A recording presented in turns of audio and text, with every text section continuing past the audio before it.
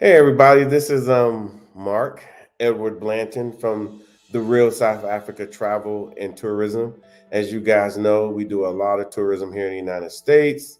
Well, people from the United States coming to South Africa, and we do a lot of marketing there simply because what we want to do is we want to open it up for those who have never been here, who had a big curiosity about coming to South Africa or Africa in general. And so we want to give you a nice landing spot. But check this out.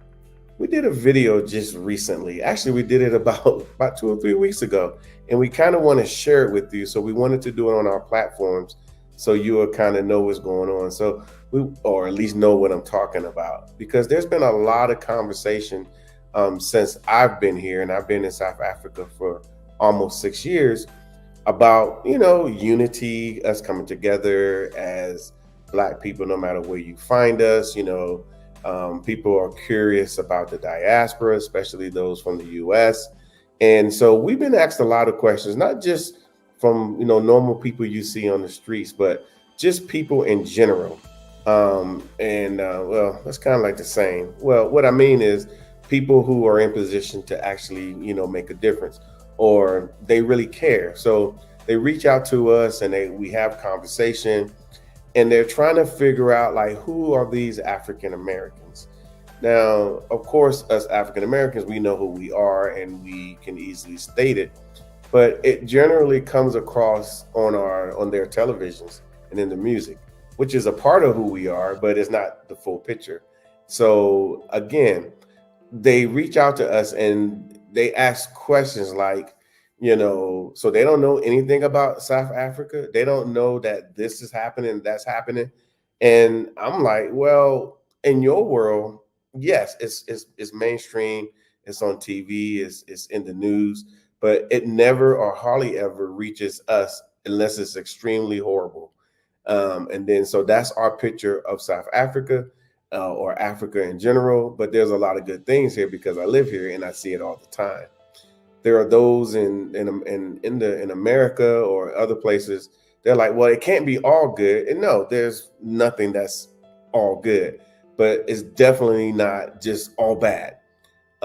Just like in the United States, where I come from, it's not all good, but everybody outside the United States thinks that this is just all good, and it's not. But is there a lot of good things there? Of course, and I would be more than happy to have a conversation about that, which I ultimately end up doing.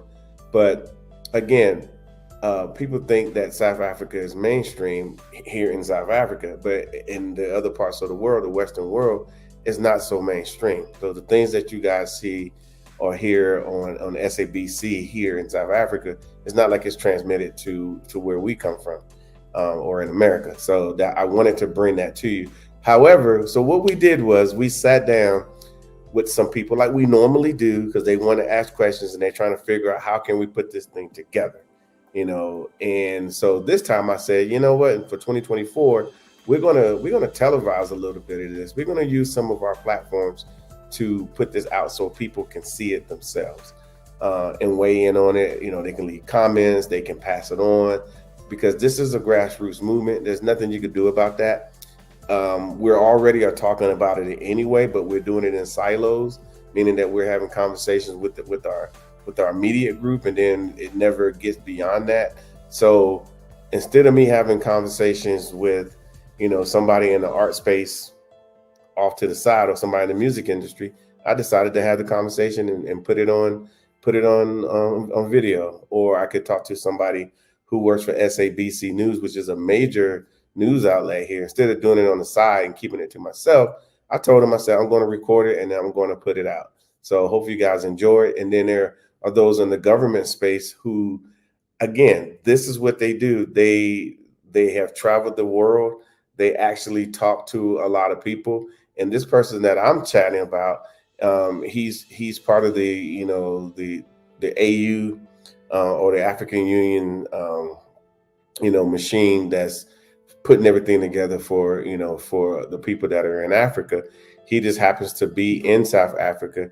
He is South African. He works for a thing called DIRCO, which is equivalent to our State Department, and he's a chief director there as well. So it's these conversations are happening. So I'm just going to expose you to those conversations. And of course, if you like it, make sure that you subscribe to our channel. We would really appreciate it because we want this to reach more people. And as the year go on, as I run across people, which I generally do, just the other day, I'm out looking for tile for my house, like little tiles, and somebody gave me a call. They're very significant people here in South Africa, and what they generally do, they send me a video or some YouTube clip or some Instagram clip or even a TikTok clip about what some American is saying about their experience here in South Africa or Africa, or something to the effect of like, why aren't we going to Africa? And to them, they're like, well, why don't they just come, Mark? Why aren't they coming? And I politely tell them, hey, this is what they're seeing. I said I saw the same thing. I just took many years to overcome it, meaning that I was here overcoming things, and before I moved here to South Africa, I was overcoming it because I was actually here. I mean, I was actually visiting here all the time, and just learning the culture. So in the end, it's really just about learning the culture and learning how things work in that particular country. And you could do that remotely by living in the US, taking a trip, visiting, seeing for yourself, go back, unpack it, understand what it is. Trust me. Then all of a sudden, you're going to start getting more information and more information. Then you come back and you test that and you say, oh, okay. And then you decide if it's going to work for you. For me, it worked perfectly. It was seamless. So when those ask me about, what's that thing called? Did you have a culture shock? I probably would have had a culture shock if I never showed up before, just popped up at the airport and say, I'm going to move here. I think I would have a culture shock. But unfortunately, I didn't have one because, we moved here and we came many times prior to, or like when we came through many years ago, there wasn't a lot of YouTube or people on YouTube talking positively about South Africa. There was nobody giving us any tips or anything like that. We just came. And then we was fortunately that we decided to open this up for other people through tourism. And we learned about tourism from a South African perspective from South Africans. So what you see us doing and how we do, in our tourism space is based off what South Africans do. So it really helped that we did have those conversations. They shared with us. And then we said, okay, well, we can roll that out to those in the diaspora, especially those in America, because we are Americans. We talk like this. So, but yeah, so that's basically what we did. And if you notice, there are a lot of people moving to South Africa. It's like a buzz, like, oh, South Africa, South Africa, South Africa, because a lot of those people either consumed our content at some point over the years, or they actually came with us as tourists. And then so we showed them not exactly, how to do this, how to do this, how to do this, but we gave them that exposure.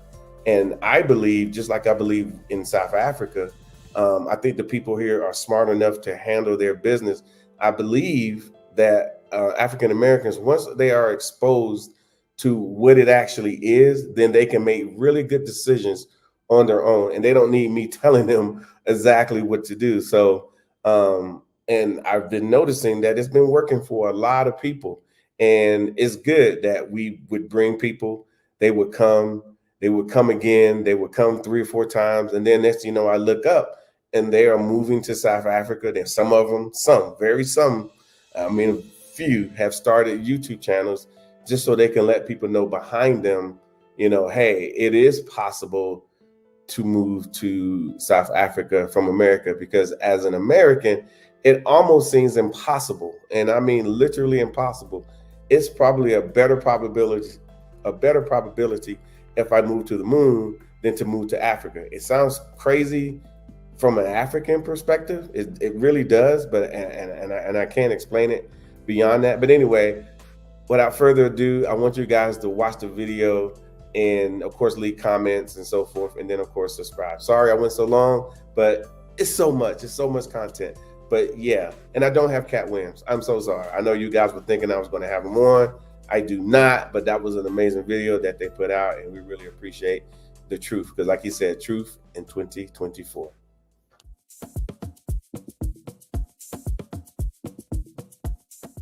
he's actually leading the way. And tell them again, what's your official title? No, my official title is Chief Director, African Union. But basically, I'm responsible for the African Union representing the South African government. Mm-hmm. I am, as I shared with you, that I'm also starting my own academy.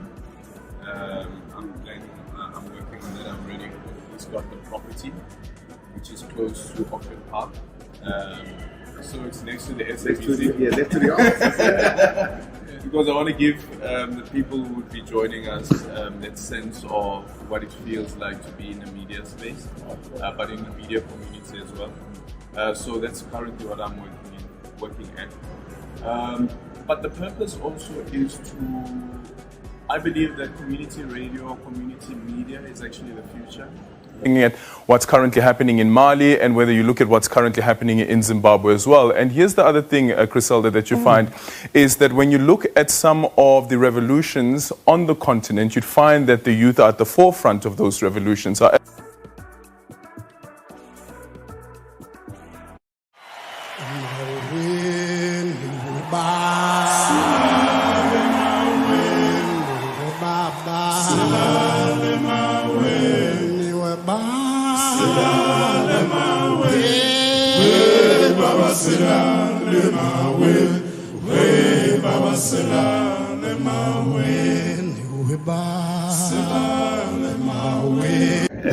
Yeah, we have discovered 9 groups in all 9 provinces, and then we are then giving them training on music performance and also on the business of music, and also sharing the journey of Ladysmith Black Mambazo in a manner that it will inspire them to understand that when you build a brand, it's not an overnight thing, and then also to draw some lessons and also to learn from the pillars of Ladysmith Black Mambazo, which is consistency, uniqueness, and also being authentic. And so we've discovered these groups, we have recorded them, and then we've started to tour with them. Like you saw yesterday, we have a group from Kaelisha, Cape Town, and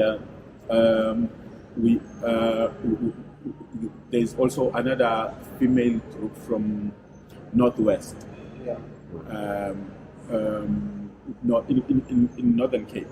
So they sing Statamia. So we were fascinated when we were doing the talent search, and then actually we had 20 groups singing Statamia, and they were the ones who won. We stood up. And then so you had a competition. Yes. So, and then for us, even beyond the main objective of discovering talent, but we also learned that how much the Ladysmith Black Mambazo influence and inspire people around the country and also even in the continent. And also during the search, we also went to Zimbabwe and in Nigeria, and where we discovered there is a group called Young Mambazo from Nigeria. They can't speak Zulu, but they sing all the songs in Nigeria. Okay. Yeah. So that tells you the impact and the influence of the sound of Ladysmith Black Mambazo. So then we realized that we actually need to expand. So at the moment, whenever Mambazo is traveling, like in February we're doing a US tour, so we'll be traveling with one of the groups as well. So there'll be opening acts, like the same set we are. So do you know where they're going in the US so far? I will send you a schedule. What I know is that we have 31 shows. 31. Yes. Yeah. So Yeah, you do need to send a schedule. yeah, from February till April. Okay. Yes. So it's a US tour. We call it a city to city. Okay. Tour. Because Yes. there is a lot of, believe it or not, a lot of South Africans in the U.S. Yes. and they're always looking for any type of content. Even when we meet them, they're so happy just to talk to us because we understand. Yes. You know. Yes, exactly. That will be very helpful to exchange the details and also to expand the network. Yeah. So then, with our conversation, something that I found interesting is in line with what we are planning to do, because the brand Mambazo is no longer a KZN or South African brand, but it's a global brand. So now we need to expand to the entire continent and also the entire world in terms of preserving the legacy of Ladysmith Mambazo through developmental programs. And also we are working with the National Department of Arts and Culture. We are building a music school in Ladysmith, where we'll be teaching indigenous music, indigenous instrument, which will be the first of its kind. And also the focus will not only be about indigenous music in South Africa, but in the entire continent, because we felt that through colonialism, our continent is disjointed. Did you say colonizing? Yeah. Did I hear you say that word? I thought we was doing well. Yes. I'm so sorry. So we don't appreciate and learn from each other in the continent. We know less about ourselves. And Brand Mambazo, throughout their musical journey, they became a unifying factor in the continent. So we want to do that culturally as well. So that we understand the culture and the artistic approach in Tanzania, in Zambia, and to the rest of the continent. Yeah. So our vision is to use music as a unifying factor. Yeah. We use music as a point of unity in the continent through learning from each other, through cultural and also in business. So because Mambazo is a living example of the saying that music is a universal language. Yeah. So we want to use that to inspire and unite the continent, and also to develop brands like the groups that we have developed.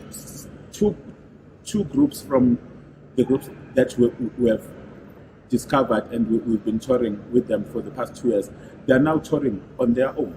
Okay. So, yeah. So that's Ubuntu manifesting itself being a point of light, because if you are not sorry to interrupt you. No, it's good. But my whole point is, I mean, again, I go back to the Tyler Perry story. Yeah. If you are a point of light, you uplift those who would not necessarily have the same exposure. Yes. And I think the most important thing I wanted to flag is also the fact that you are a 6 times Grammy Awards. 5 times. Yes. 5 times. Yeah. 5 times Grammy Awards winners. Yeah. And you're... For now, we're still Yeah.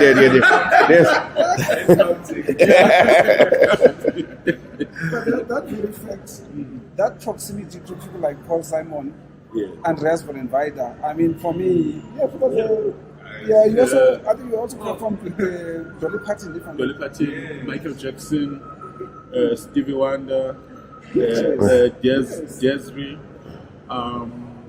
who else? currently we did an album with Benna Boy. Okay.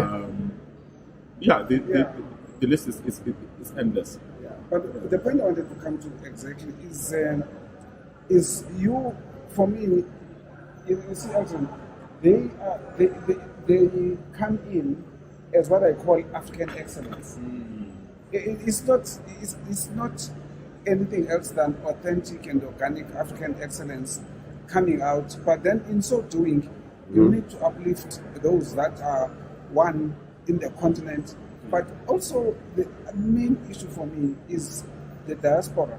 There are also other groups in the diaspora, because what I've seen in my professional work is we always talk about the African continent, but we do not bring in the aspect of the diaspora, not because of anything other than that we are focused, in where we are.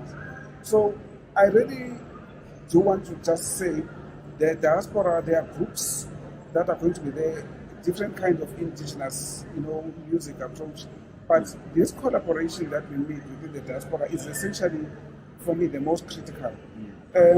But also beyond that, I think also we can speak to the discussion we had, the role of the media, especially in Pan-Africanism. Because the essence of what we are talking about is Pan-Africanism.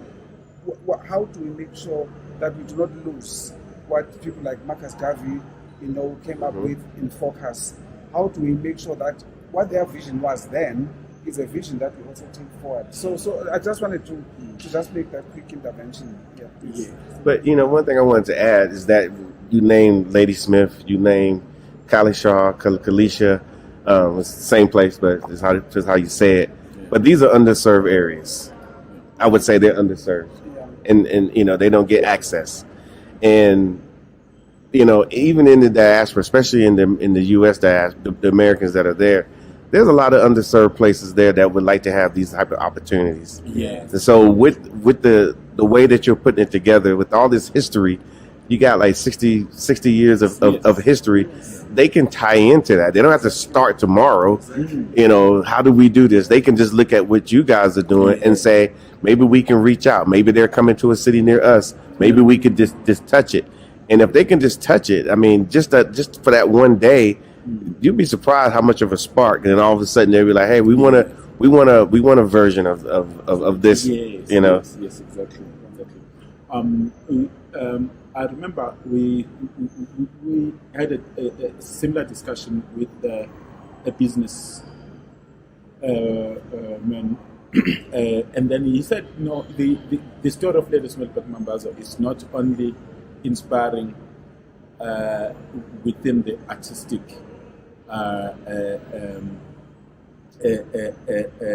setup, but it's an inspiration. You can use it as a business model as well. How to develop a brand in any form. Yes.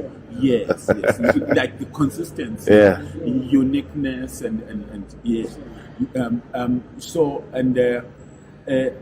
Having said that, we are actually busy writing a book that speaks more into the brand, how the Mambazo was formed, and how they made it to 5 Grammys to become the international cultural export. That book can be read by someone who's in business, someone who wants to be inspired, even in life, in general.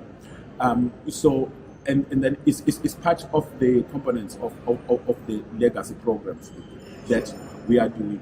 So, but what's critical for us, as you are saying, we want to reach out to the entire continent, to the entire world, in terms of sharing our experience, telling a story of our journey, and also to not only to discover talent where we are, but everywhere, in the entire world. Can I bring you out on the reaching out and the issues that you shared, especially in that forum? I think it would be important to bring that up, because for me, I think this whole issue of collaborating, and also to use the context. There's just so many things that I had listening to Alton. His perspective of the role of the media, the role of the broadcasting community. I think that's for me is the connection that the nexus that I wanted to point to. So I am, as I shared with you, that I'm also starting my own academy. I'm working on that. I'm already at least got the property, which is close to Auckland Park. So it's next to the SABC. Next to the office. Because I want to give the people who would be joining us that sense of what it feels like to be in the media space, but in the media community as well. So that's currently what I'm working at. But the purpose also is to, I believe that community radio, community media is actually the future. And with social media and what's happening with social media as well, people have access to the tools that allow them to tell their stories their way, and we can see that it's actually paying off, and a lot of people are actually engaging with that type of content because it speaks to the authenticity of the stories that are being told. But then linking it to Pan-Africanism, and my gripe with Pan-Africanism as well is how relevant is it in its current form for the current societies that are emerging and for the generation that is coming up. And does Pan-Africanism really say that only black and nothing but black? Or does Pan-Africanism recognize that we've become so intertwined that there are, as an example, as simple as a couple, an interracial couple, what does Pan-Africanism say about them? And what does Pan-Africanism say about the child that they are going to give birth to? And we have examples of that here as well. We have a couple, he's white and she's black, and they have an interracial child. And they was living in Philadelphia, and they just decided, through our efforts, they now we're going to move to South Africa and start a whole new life, and that's a whole story. So I think that's basically what you're talking about. Exactly. I think it's Pan-Africanism. So using media, but more specifically for me, using community media to tell those authentic stories. But then linking it up to what the stuff that you guys are doing. By the way, it's incredible. What Lady Smith Black Mambazo has been able to achieve is incredible, and I'm sure Babu Shawalala is wherever he is looking down at you guys and look at this, and it's about the longevity, right? And building on the legacy. I like the part also about a book that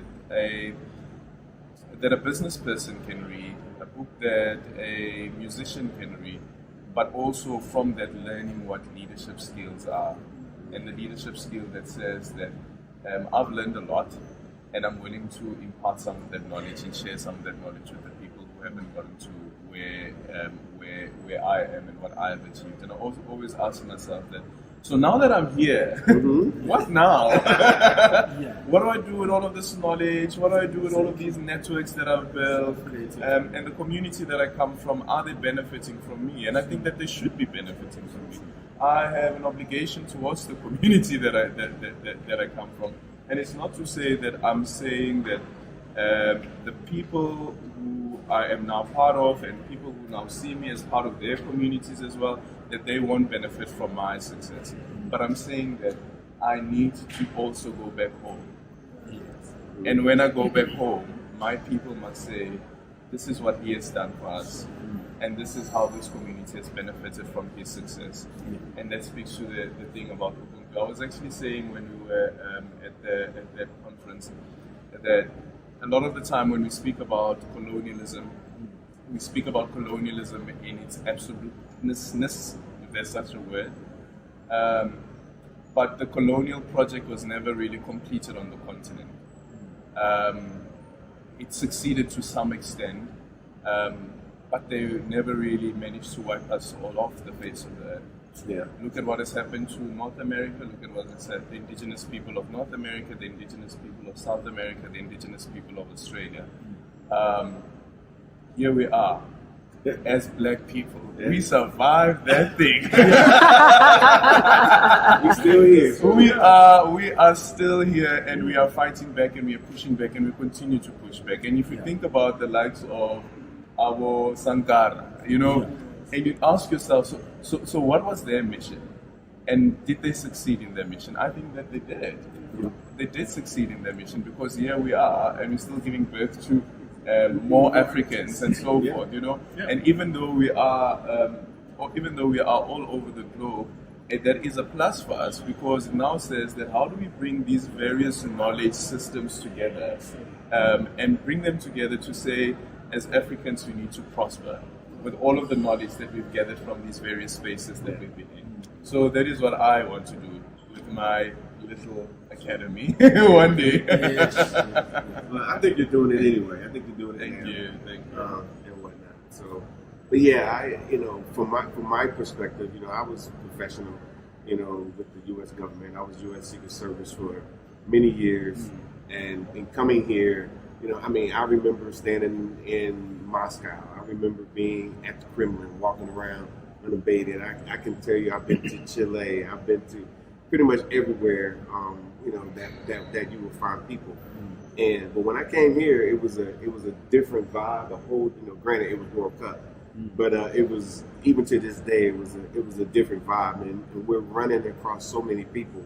I mean, we all got various different backgrounds, and here we are having this crazy conversation. So the thing that I was speaking about, the various knowledge systems that we bring together, it's incredible.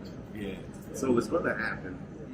I think at the end of the day, with this professional here, he's leading the way. Yeah. Let me see that thing. he's actually leading the way, and tell them again, what's your official title? No, my official title is Chief Director, African Union.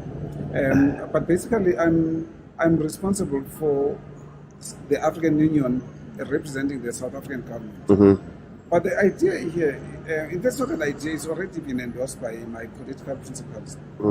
We are now looking at the whole issue of African excellence, and I do want to come back to this because it's critical.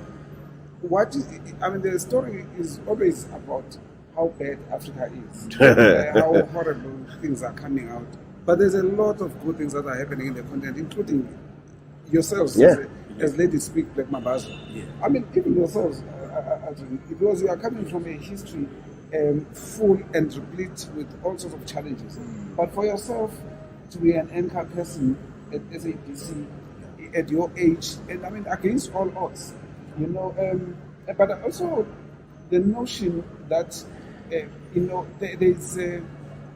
is a lot of achievement that can be achieved irrespective of the color of your skin. It's just ingrained in you as to how much do you push for yourself, even against all odds, because that's what this is all about. So what we then decided to do is we then looked at the whole package of issues, and then we linked it to Agenda 2063. Because this Agenda 2063, as I said earlier, is a common agenda framework for the continent and the sixth region, which is the diaspora. And I keep wanting to go back to So we are part of it. Yes. I want to make sure that people hear this. We're part of it. Yes, Recognize. The sixth region is part of it. And so we've been part and parcel of a process where between now and next year in October, there's going to be several what we call regional meetings. The 5 regions in the continent, which is the Southern Africa region, then the North, South, East, and Central, and then the 6th region. There's going to be the conference will be held in Brazil, as far as I know now. And so what with all due respect, we've inserted ourselves as South Africa. Then there's also Namibia and Angola. We are working together, but we've inserted ourselves into all these regional meetings that are still going to come. But we want to be consistently there to say, whatever you do and whatever you think of, do not think only African continent. There is a 6th region. Yeah. And that 6th region is a typical case of us assuming responsibility for Pan-Africanism and how it evolves to the issues that we are highlighting. Because Pan-Africanism, when it was conceived, and those who led it, they never foresaw the evolution of issues now through social media. I mean, we raise issues now, but they are all over the world in the split of a second. Yeah. So we need to now say to ourselves, issues and things have evolved, and how do we look at Pan-Africanism in that context? But also, the other important thing is it's very important to also look at the diaspora itself. The diaspora is not a homogeneous definition that we can say now people are left involuntarily. There's been now a phase of people who are voluntarily becoming a diaspora. What do you say with those in the diaspora who want to plow back, this the point you are raising, those who send money back through remittances? For every dollar you send back to the US, it's important to know that it's got a ripple effect back in the US, but also here, because that dollar compared to the rand, that dollar compared to the pula, to the kwacha in Nigeria, is manifesting itself into different things. So we are now looking at all of these things and just saying, no, we need to also now structure how we engage. But I want to come back again to you here, Elton, because we had a very good conversation with our sister Anita in Ghana. Ubuntu, in essence, is not limited to only this conversation. It's also, by extension, going beyond to engagements in your field with your counterparts, hence the introduction to Anita. Anita, by the way, is from Ghana. I mean, she's done a lot of issues. She was right now in COP28, the climate change conference. She was one of the people that were engaging in Ghana. I think she was coordinating one of the sessions there, and she's well known in Ghana. But then, by the same token, I said to her when I met with her in Accra, I said to her, Anita, let's talk. And so we started another conversation now between Aldrin and Anita, which I think for me was a good conversation. So it's a conversation that now I think we need to look at the different streams of the collaboration. But from what we're talking about now here, I think we've started, already an institutional framework where your academy and also now what you are going to establish, the Play to Speak Mazo Academy, Music Academy, and now RealSouthAfrica.com, then come in and start a platform where we can only move from this collaboration going forward, so that even the folks that are going to come and visit South Africa, they understand and they know that there is a lady speaking Mazo, that's 60 years old, done wonderful things. Let's just see what we can connect with. And I mean, again, comes back to the issue we spoke about, Mark, and it's one of my passions. The whole issue of the spiritual healing and closure.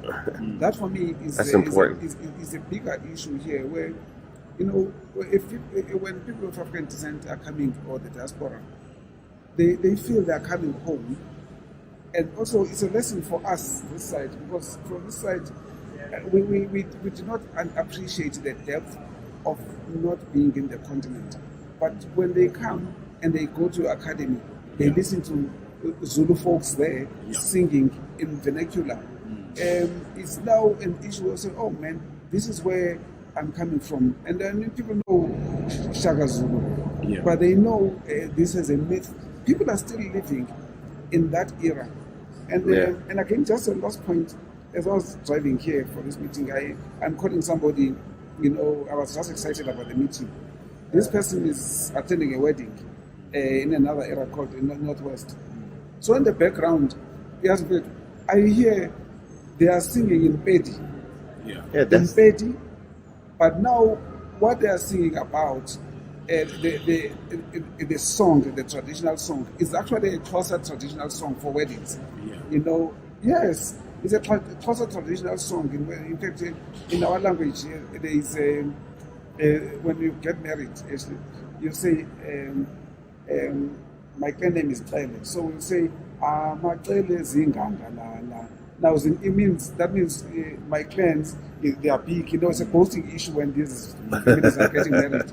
But now they've translated that into petty. Yes. So basically, and I was reflecting on it as I was writing, and I'm thinking, what actually is happening here? You can't then look at the same traditional song that used to be sung by Xhosas in the same way, because there's cross-cultural marriages. So that original song has transcended itself into Pedi in a different way, but still the same message. But now we are expanding. So that's a context. What's it called again? Enoch Sondonga. Exactly. The Enoch Sondonga and Nkosi Sikelel' Africa. Yes. Because how many countries sing that song as the national anthem in Southern? Yeah, there's almost. I know Zimbabwe. I don't know now, but there are several countries that use that song as now their traditional national anthem, but then translated into different languages. Yes, it's incredible, because when you get to those countries and they sing their national anthem, and you're like, oh man, this is our national anthem. Then you start saying small world. Small world. So it speaks to that what Enoch Sondonga was able to do with the Nkosi Sikelel' Africa. Actually, the other day I was in Zambia, and their national anthem as well uses the same Nkosi Sikelel' Africa. Anyway. But these are things that we need to pick up as, you know, those in the diaspora. There's a lot that we don't know. We need to get exposed. I will say that, you know, this crowd here is willing to expose. There's a lot of South Africans, a lot of Africans that are willing to share what they have. Obviously, coming here is a big thing. Obviously, we, you know, are plugged in with the AU, with this brother right here. You can see him right here. And so forth. And then, of course, the media outlet right here. And then, of course, the business arm of music is right here, because he manages the whole thing. So just right here, it's a lot going on. And I'm just going to give you a little preview. I told Lavuyu that we need to actually start having some of these conversations in public, not just behind private doors and in small spaces where things could die and nobody never know they're happening. They're happening. I've been a part of a few of them, and so yes, we still do tourism. We're going to do it well. We're going to bring people here, no problem, like we always do. But we are going to start engaging a little bit so you guys can kind of see what's happening in these spaces. Meaning that the AU does care about us. We're the 6th region, and number 2, there are a lot of people here who care about what happens with us and so forth. But again, the best thing to do is come, you know, as a tourist, see it for yourself. You know, have these conversations with local South Africans, and then and life will be good. So I'm gonna leave a final word. Do you have a final word, sir? Come and visit South Africa and Africa. Oh, that was too easy. Yeah. Okay, cool. All right, guys. You want to give a word? Oh, we got some more words. Yeah, I think to sum up this conversation, I can say we are connecting Africa and the world through media, art, and tourism. Holy crap! Don't forget diplomacy. Oh yeah, diplomacy. Proper diplomacy. Yes. I tell you, for me, the networks that come through diplomacy has become a critical issue, because you are sitting with a wealth of knowledge. We are sitting with a wealth of networks, and that can literally bring this to the fore. But the most important thing for me is, again, to underpin all of this with Ubuntu. Ubuntu becomes central, because you don't do this for this generation. You're also doing it for the next generation. Yeah. And the art of doing that is what we specialize in, you know. And I think for me, the most critical thing is going to be sustainability of this. This Agenda 2063 I was telling you, I was just telling you about. And the African Diaspora Week. Yes, and that, exactly. The diaspora. Which is happening, people. Yes. It's linked to the role of the diaspora in the Agenda 2063. And so next year, from 2024, there's going to be what is called the second 10-year implementation of Agenda 2063. So in 2034, there'll be an evaluation of that.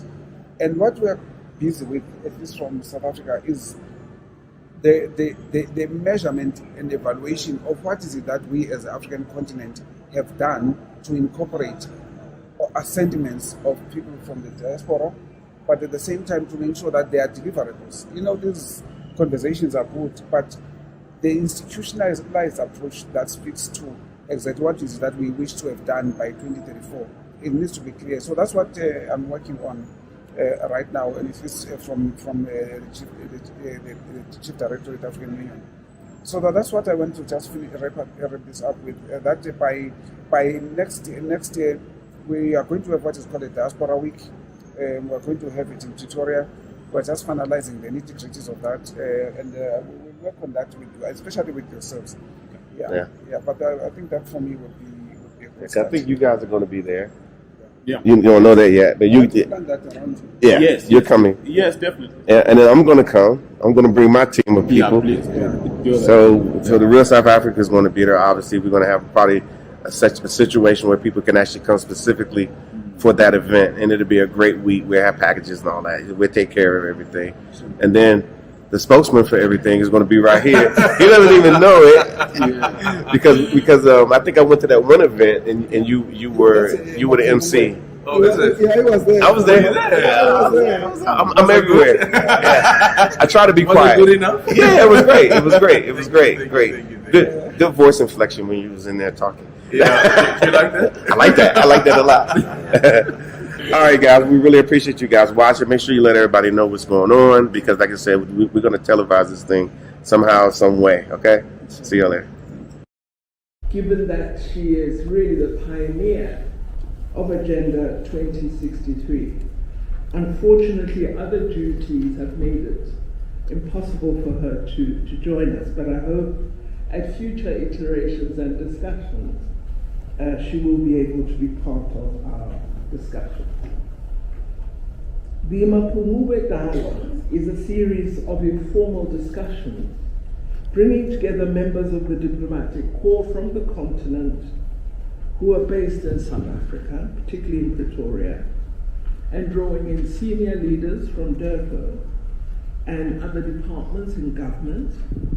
We also attempt to draw in think tanks based in South Africa, African Union organizations located in South Africa, such as the African Union Development Agency, or AUDA-NEPA, the African Peer Review Mechanism, and the Pan-African Parliament, as well as representatives of the African Development Bank. We hope this consortium of great thinkers will from time to time come together and reflect in South Africa on key issues of importance to our continent, and hopefully begin to articulate what it is we need to do better. The Mapungubwe Dialogues is inspired by the Mapungubwe Kingdom, which existed in the Limpopo region of South Africa during the period 1075 AD. I'm told that the name Mapungubwe, the word means a place of wisdom. The aim of the dialogues is to create a platform of engagement and to tap into collective wisdom on issues affecting the continent and, I suppose, the globe, because we're so affected by the globe. And in the process of engagement, persuade and influence each other on the opportunities and challenges that confront us, and how our own organization, we're joined by a number of ambassadors this afternoon. We have in our list ambassadors of Eritrea, Kenya, Egypt, and many other representatives from missions that are representative of countries on the continent. And I'm really thrilled that we also have representatives from the African Union who will help to further enrich our deliberations. Of course, I must remind you all that today is August 12th. And so this is the start of the Women's Month in South Africa. August is a special month for us in our calendar year as we recall the tireless sacrifices that women endured in the fight against apartheid and also recognize the role that women continue to strongly play in our country. It is during this month that we recognize the strides we've made in advancing women's empowerment, not just in South Africa, but continent-wide. It is therefore not a coincidence that we decided to kickstart these dialogues by having a panel made up largely of women. And of course, we must mention that during the recent African Continental Free Trade Area Business Forum, held in Cape Town in April this year, we had an important event where her AFCFTA was launched. Her AFCFTA is a movement for a new generation of capacity building in trade that mobilizes for the success of women in implementing the African Continental Free Trade Area. So there's much that we should be doing. There's much that forms part of all of us, our agenda. None of what needs to be done in Africa can be isolated as belonging to a particular person, institution, or entity. The obligations of development of Africa are obligations all of us must share together. So I'm really grateful that you are present here today with immense intellectual capacity to provide new and fresh ideas to our deliberations. I am sure that if you make this dialogue today go well, we will see you at dialogue 2, 3, 4, 5, and so on. I'm looking forward to a vibrant discussion, and I thank you for supporting this endeavor. I'm really glad to see that some universities are present here, because I felt that the academic core is not giving us sufficient research outcome focused on Agenda 2063. I know some of you are doing work in this area, and I hope as you contribute in the deliberations, you will share with us some of your findings, some of the research that you've been leading, which tells us where we are. I suspect much of our views of Africa are often based on conjecture, on gossip, and not on academic work. And so I am looking forward to hearing from the researchers today whose daily bread is formal evaluation and monitoring of what we're doing as Africa to address our development goals. So I thank you very much, and I now happily declare the inaugural Mapungubwe Dialogues open. Thank you.